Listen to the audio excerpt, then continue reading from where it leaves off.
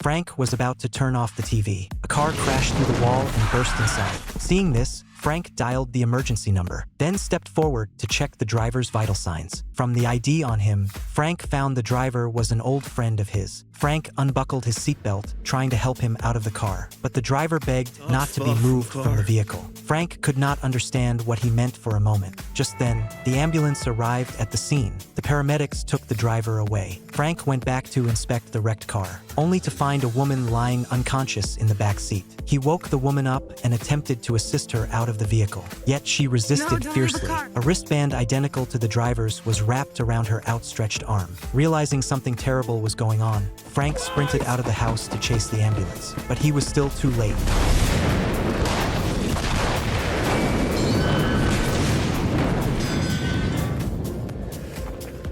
Back inside the house, Frank was about to figure out what was happening when someone ambushed him and knocked him unconscious. When Frank regained consciousness, he found himself locked in an empty, spacious room, and the same tracking wristband was fastened onto his wrist. He took a tailored suit he'd prepared earlier out of the closet and put it on. At that moment, the mastermind stepped into the room. Johnson told Frank he needed him to deliver a shipment. Annoyed, Frank refused outright. One of Johnson's henchmen tried to cut in, only to be shot dead instantly by Johnson. Anyone else want to say something?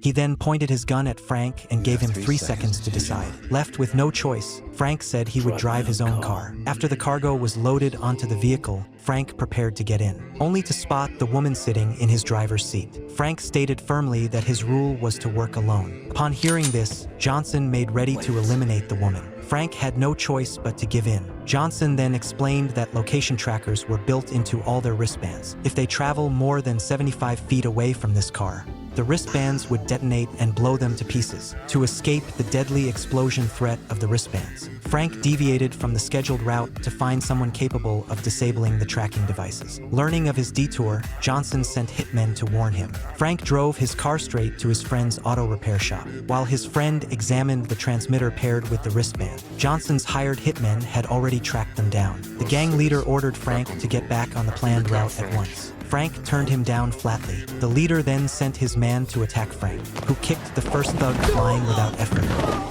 At this sight, all the hitmen swarmed Frank and attacked him together. After a brutal fight, Frank finally subdued every last attacker. But just then, a towering, burly brute stormed into the shop. Frank was instantly hurled into another separate room.